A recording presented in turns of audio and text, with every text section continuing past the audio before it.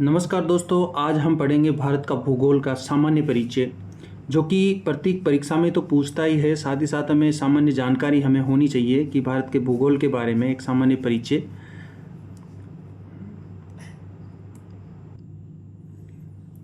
देखिए कि भारत किस गोलार्ध में अवस्थित है। तो भारत की जो स्थिति है उसको लेके है कि भारत कौन से गोलार्ध में अवस्थित है।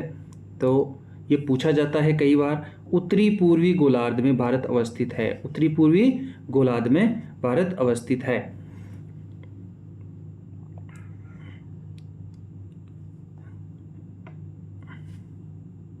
भारत की स्थिति, भारत का एक सामान्य परिचय देखिए तो ये मैप हमारे लिए बहुत महत्वपूर्ण है। इसमें भारत का जो उत्तरी बिंदु है वो है इंदिरा कोल। वो है इंदिरा इंदिरा कोल इंदिरा कोल है।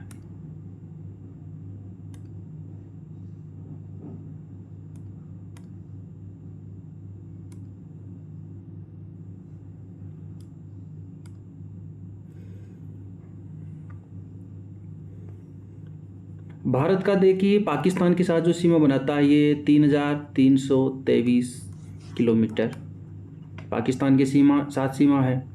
फिर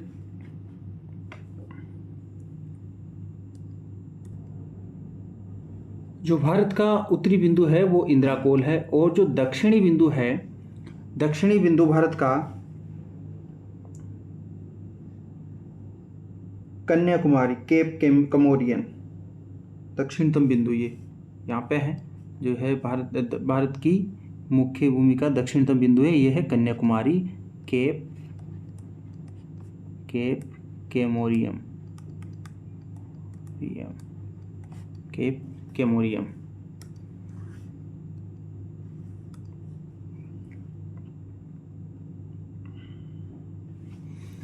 भारत का जो पूर्वी और पश्चिमी बिंदुओं में देखना है तो जो पूर्वी बिंदु है वो है किबिथू। किबिथू अरुणाचल प्रदेश में है। किबिथू, ये है किबिथू किबिथू किबिथू ये किबिथू अरुणाचल प्रदेश में है। और जो पश्चिमी बिंदु है, पश्चिमी बिंदु भारत का गोरमोता, ये है गोरमोता। गोरमोता जो कि गुजरात में है, पूर्वी पश्चिमी बिंदु भारत का। अब हमें भारत का जो पूर्व से पश्चिम की लंबाई है वो है 2,933 किलोमीटर।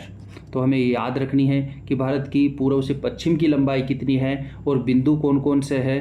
तो किबिथू बिंदु है अरुणाचल प्रदेश में। किबिथू से गुजरात में गोरमोता तक ये बिंदु है, और इसकी जो लंबाई है वो 2,933 किलोमीटर है।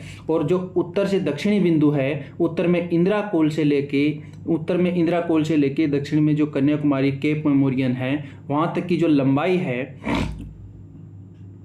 वो लंबाई है 3,214 किलोमीटर। वो है 3,214 किलोमीटर। तो हमें ये याद होना चाहिए। फिर जो महत्वपूर्ण बिंदु है वो है, ये हो गया भारत से पाकिस्तान की जो सीमा बनाता है, ये है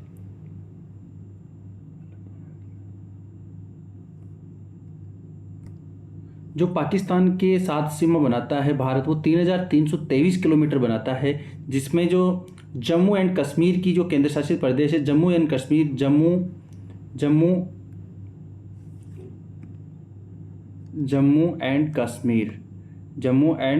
कश्मीर की जो सीमा बनती है वो बनती है 1,225 किलोमीटर। 1,225 किलोमीटर।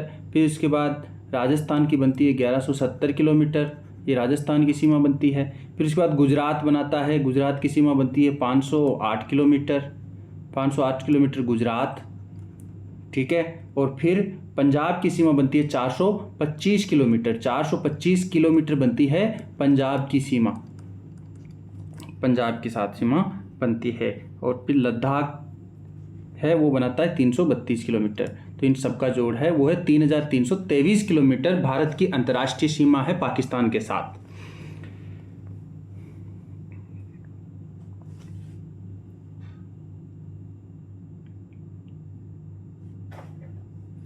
इस प्रकार बात करें हम तो जो नेपाल के साथ जो सीमा बनाता है भारत, चीन के साथ जो सीमा बनाता है, उन पे भी थोड़ी सी बात हम लोग कर लेते हैं।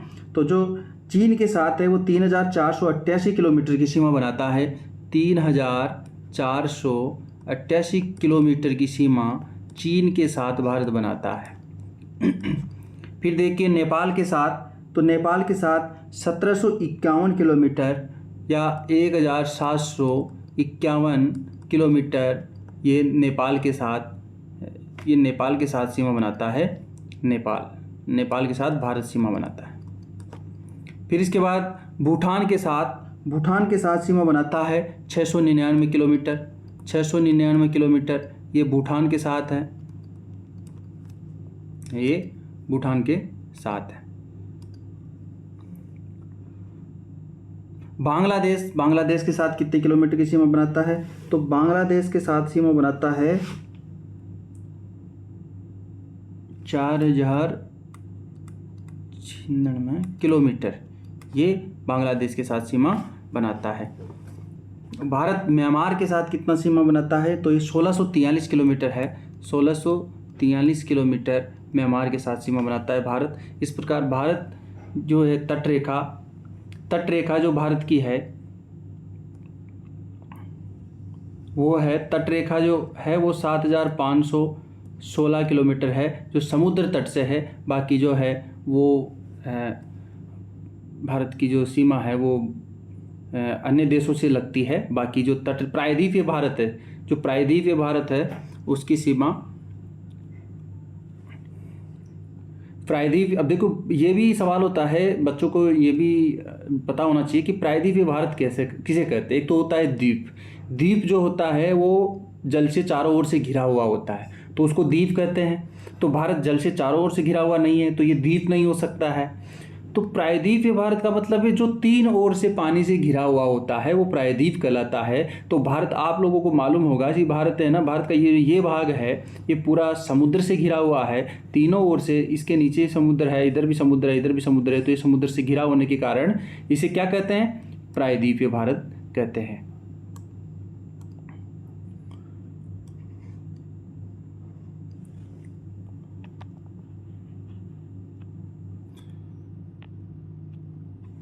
फिर देखिए क्षेत्रफल की दृष्टि से भारत का विश्व में कौन सा स्थान है?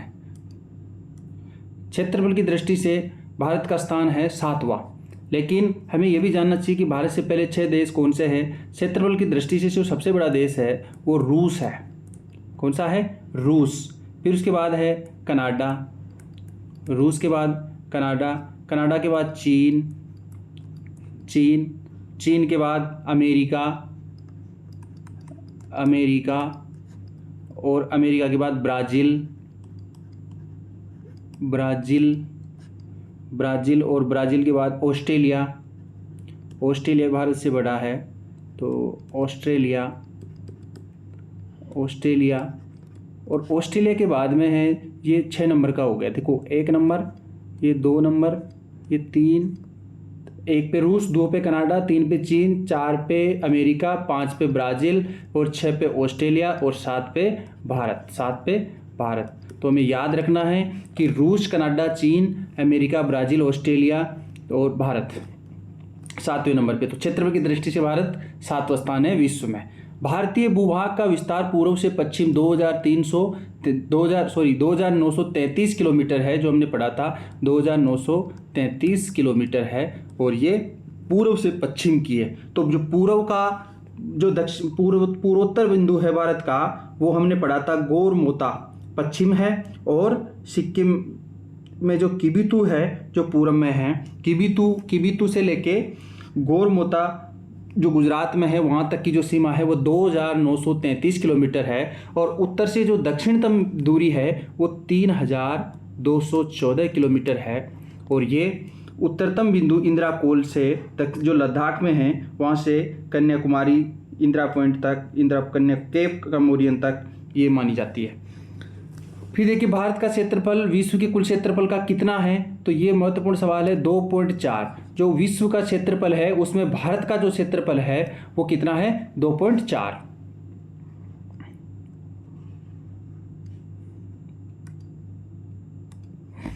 भारत का अक्षांशीय विस्तार लेटीट्यूड एक्सपेंशन क्या है? जो भारत का अक्षांशीय विस्तार है, जो अक्षांशों के बीच में अवस्थित है भारत, तो वह आपको याद रखना है कि 8 डिग्री 4 से उत्तरी अक्षांश से 37 डिग्री 6 उत्तरी अक्षांश तक जो भारत का अक्षांश तक भारत का विस्तार है, ये भारत का अक्षांशीय विस्तार है।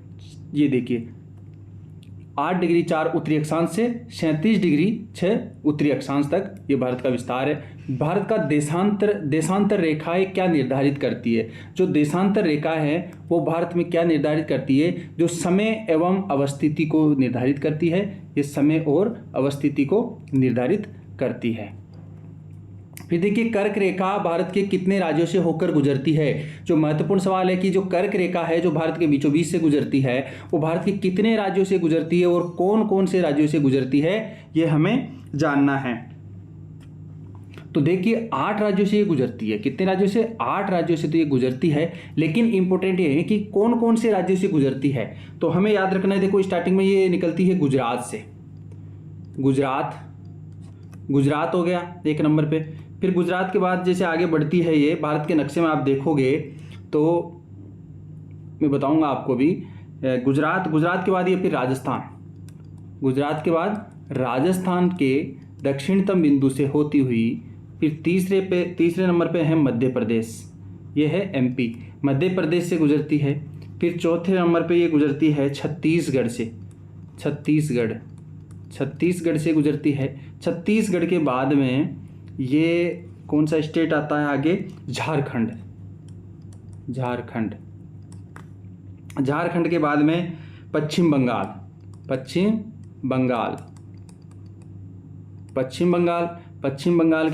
के बाद में 6 हो गए। 7वें नंबर पे है त्रिपुरा।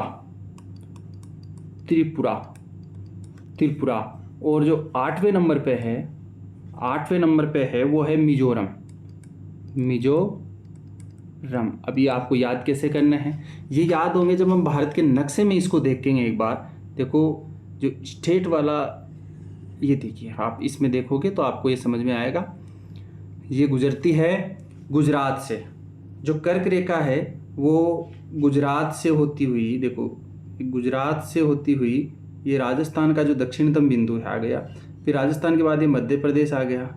मध्य प्रदेश के बाद ये छत्तीसगढ़, झारखंड, पश्चिम बंगाल होती हुई त्रिपुरा और मिजोरम, ये यहाँ से गुजरती है।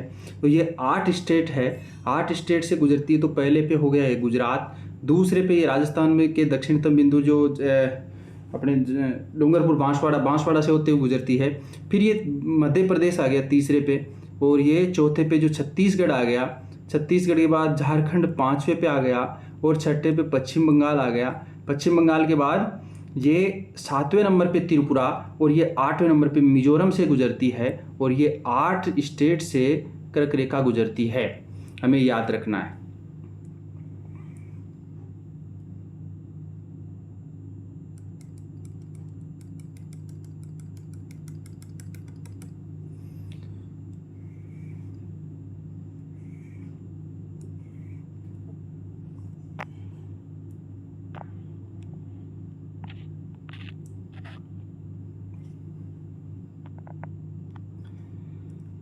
तो ये 8 स्टेट हैं जहाँ से कर्क रेखा गुजरती है। गुजरात के बाद राजस्थान के बाद मध्य प्रदेश के बाद छत्तीसगढ़ के बाद झारखंड के बाद पश्चिम बंगाल के बाद त्रिपुरा और मिजोरम। अब भारत को लगभग 2 बराबर भागों में कौन सा अक्षांश विभाजित करता है? तो ये इंपॉर्टेंट है, कई बार पूछा जाता है। तो 23.5 डिग्री उत्तरी अक्षांश, 23.5 डिग्री उत्तरी अक्षांश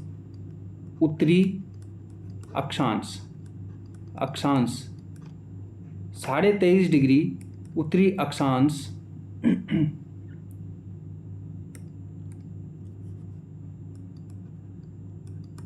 23.5 डिग्री उत्तरी अक्षांश है जो भारत को 2 बराबर भागों में बांटता है। अब भारत के सबसे पश्चिमी बिंदु गोरमोता, देखिए जो पश्चिमी बिंदु है वो है गोरमोता। गोरमोता, इसको गुहार मोती भी कहा जाता है। जो पूर्वी और पूर्वी बिंदु है वो है किबिथु।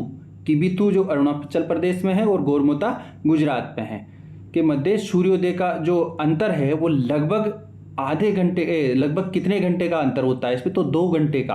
देखिए जो पूर्व से पश्चिम तक जो सूर्योदय का अंतर होता है, अब हमने देखा था कि पूर्व में जो किबिथु है, पूर्वी बिंदु किबिथु अरुणाचल प्रदेश में है, वहाँ से लेकर पश्चिम में जो गोरमोता गुजरात में है। मतलब ये देखिए यहाँ पे किबिथु से लेके जो 2933 किलोमीटर की इसकी दूरी है, ये गुजरात में गोरमोता है। तो यहाँ तक का जो सूर्योदय का जो अंतर है, क्योंकि पूर्व में सूर्योदय जल्दी हो जाता है और पश्चिम में सूर्योदय बाद में होता है, तो इसका अंतर है वो 2 घंटे का है। हमें पूछता है कि कितने घंटे का अंतर है, तो वो 2 घंटे का है। भारतीय मानक समय रेखा, भारतीय इंडियन स्टैंडर्ड टाइम लाइन, ये है 82.5 डिग्री किस शहर से होकर गुजरती है, तो ये पूछता है 82.5 डिग्री जो हमारी जो मानक समय रेखा है, इंडियन स्टैंडर्ड टाइम लाइन जो है वो कहाँ से होकर गुजरती है, तो ये गुजरती है प्रयागराज के निकट जो मिर्ज़ापुर है उत्तर प्रदेश में, जो मिर्ज़ापुर है वहाँ से ये गुजरती है। मिर्ज़ापुर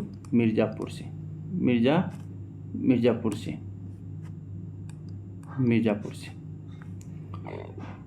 फिर देखिए भारतीय मानक समय एवं ग्रीनविच माध्यम समय में कितने घंटे का अंतर है, तो इसमें 5.5 घंटे का अंतर है। और यदि भारतीय मानक यामोत्तर पर मध्याह्न है तो 120 पूर्वी देशांतर पर स्थानीय समय 2:30 अपराह्न होगा। ये देखिए भारत का सुदूरस्थ दक्षिणतम बिंदु कौन सा है, तो यह है इंदिरा पॉइंट। सुदूरतम दक्षिणतम बिंदु इंदिरा पॉइंट है। इंदिरा पॉइंट ग्रेट निकोबार द्वीप पर स्थित है। यह है ग्रेट निकोबार द्वीप समूह है, तो वहाँ पे उस द्वीप पे स्थित है। भारत का एकमात्र जिला कौन सा है जिसकी सीमा 4 राज्यों को स्पर्श करती है।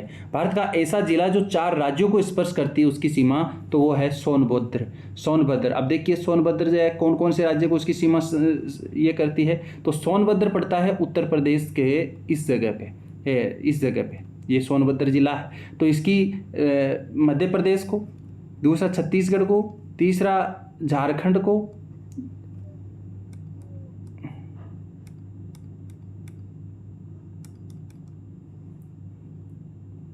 तीसरा झारखंड को और चौथा पटना बिहार को टच करती है। तो ये ऐसा सोनभद्र ऐसा जिला है उत्तर प्रदेश का जिसकी सीमा है 4 राज्यों से लगती है। ऐसा क्वेश्चन भी कई बार पूछा जाता है। फिर देखिए भारत की सबसे पूर्वी और पश्चिमी देशांतर रेखाओं के मध्य कितने डिग्री का अंतर है। जो भारत की सबसे पूर्वी पश्चिमी देशांतर रेखाओं के मध्य कितने डिग्री का अंतर है, तो यह है लगभग 30 डिग्री का अंतर है।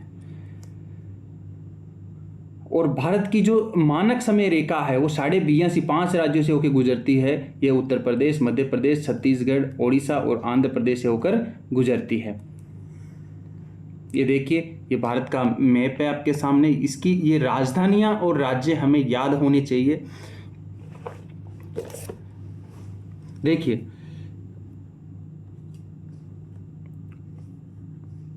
इसमें दादरा व नगर हवेली तथा दमन एवं दीव का जो विलय हुआ था वो देखिए संसद ने लोकसभा में ये 27 नवंबर 2019 को तथा राज्यसभा में 3 दिसंबर 2019 को पारित दादरा व नगर हवेली तथा दमन दीव विधेयक 2019, ये 2019 के विधेयक के माध्यम से उपयुक्त दोनों केंद्र शासित प्रदेशों का विलय कर दिया गया था और ये पुनर्गठन 26 जनवरी 2020 में प्रभावी हुआ।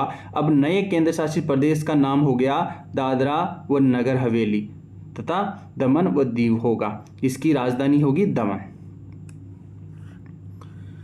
देश की जो चतुर्दिक अंतिम सीमा बिंदु है उनका हम लोगों ने ऊपर जिक्र किया था। जो दक्षिणतम बिंदु है इंदिरा पॉइंट है, वो है ग्रेट निकोबार द्वीप समूह के वहाँ पे अवस्थित है। और उत्तरी बिंदु है, उत्तरतम बिंदु है वो है इंदिरा कोल, वो है लद्दाख में। फिर पश्चिमोत्तर बिंदु, पश्चिम में जो है गुजरात में गोरमोता या गुहार मोती जिसको कहते हैं, तो ये गुजरात में है। पूर्वोत्तर का किबिथु अरुणाचल प्रदेश में है। मुख्य भूमि का दक्षिणतम बिंदु जो है वो कन्याकुमारी, जो भारत की जो मुख्य भूमि है उसका दक्षिणतम बिंदु है वो कन्याकुमारी है। और जो दक्षिणतम बिंदु इंदिरा पॉइंट है वो ग्रेट निकोबार द्वीप समूह पे है। हिमालय की प्रमुख पर्वत श्रेणियों का उत्तर से दक्षिण क्रम है काराकोरम, लद्दाख, जास्कर, पीर पंजाल, धौलाधर और शिवालिक।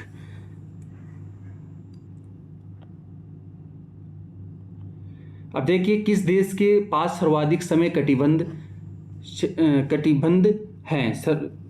किस देश के पास सर्वाधिक समय कटिबंध है? समुद्र पारीय क्षेत्र सहित जो है वो फ्रांस के पास सर्वाधिक कटिबंधी है। भारतीय मानक समय रेखा एवं कर्क रेखा एक दूसरे को छत्तीसगढ़ में काटती है। देखिए भारत की जो मानक समय रेखा है और कर्क रेखा है वो एक दूसरे को कहाँ पे काटती है? तो वो काटती है छत्तीसगढ़ में।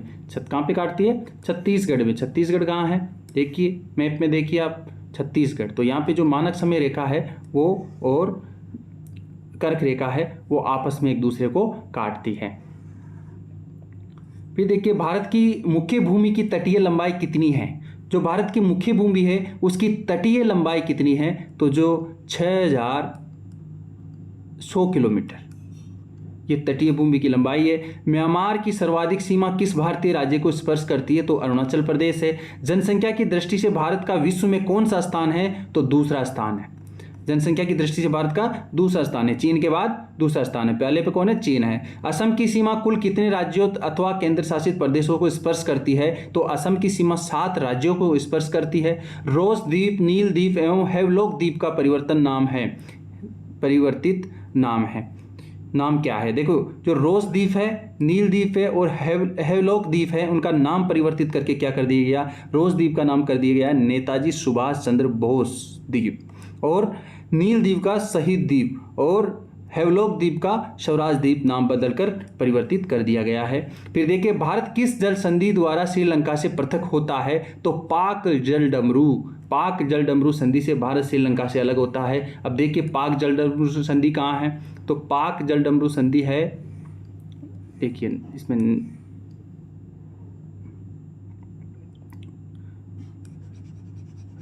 ये श्रीलंका भारत के नीचे है। यहाँ श्रीलंका भारत के नीचे है और ये जो पाक जलडमरू संधि है इससे ये अलग होता है।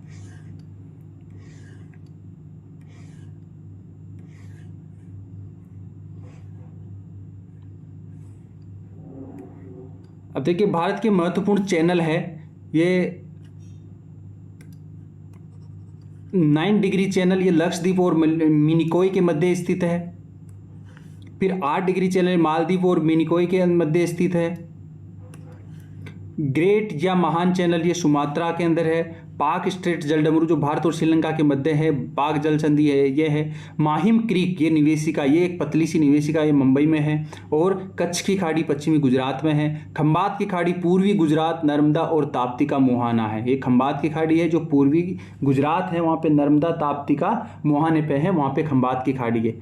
फिर लक्षद्वीप सागर, लक्षद्वीप और मालाबार तट के मध्य स्थित है। मन्नार की खाड़ी दक्षिण पूर्वी तमिलनाडु और श्रीलंका के मध्य स्थित है। कोको स्ट्रेट जलडमरू मध्य, कोको द्वीप म्यांमार और उत्तरी अंडमान के मध्य है। डंकन पास दक्षिणी अंडमान और लघु अंडमान के मध्य स्थित है। Duncan pass 10 degree channel Andaman और निकोबार के मध्य है। 10 डिग्री चैनल। विभिन्न देशों के साथ भारत की जो अंतर्राष्ट्रीय सीमा की लंबाई है वो देखिए। अब बांग्लादेश के साथ जो भारत की सीमा की लंबाई है वो 4096.7 किलोमीटर है। और चीन के साथ है, ये रेड क्लिफ रेखा कहा जाता है इसको। फिर चीन के साथ है 3488 किलोमीटर है। मैकमोहन रेखा, भारत और चीन के मध्य जो रेखा है उसको मैकमोहन रेखा कहते हैं। और देखिए आप उसको नक्शे में समझिए, हम मैप के साथ समझते हैं इसको।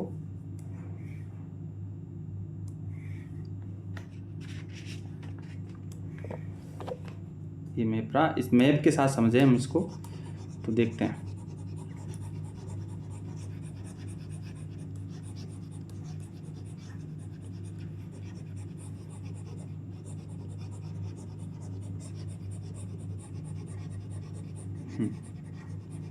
देखिए अब बांग्लादेश के साथ बनाता है 4096 किलोमीटर, तो 4096.7 किलोमीटर ये बांग्लादेश के साथ भारत सीमा बनाता है, क्योंकि बांग्लादेश के साथ सीमा इतनी लंबी बनाता है। सबसे ज़्यादा होती है और इसको कहते हैं रेड क्लिप रेखा। क्या कहते हैं? रेड क्लिप रेखा। इसको, और जो पाकिस्तान के साथ सीमा बनाता है भारत, ये पाकिस्तान के साथ जो सीमा बनाता है इसको भी रेड क्लिप रेखा ही कहते हैं। और ये सीमा है 3323 किलोमीटर। ये है 3323 किलोमीटर की जो सीमा है भारत और पाकिस्तान के बीच होती है। ये भी रेड क्लिप है, ये भी रेड क्लिप है। सबसे ज़्यादा बांग्लादेश के साथ बनाता है, दूसरे नंबर पे चीन के साथ बनाता है। तो जो चीन के साथ बनाता है वो 3488 किलोमीटर की सीमा बनाता है। तो दूसरे नंबर पे चीन के साथ और तीसरे नंबर पे पाकिस्तान के साथ बनाता है। फिर नेपाल के साथ बनाता है, नेपाल के साथ 1751 किलोमीटर। देखो नेपाल के साथ बनाता है 1751 किलोमीटर, तो ये है चौथे नंबर पे।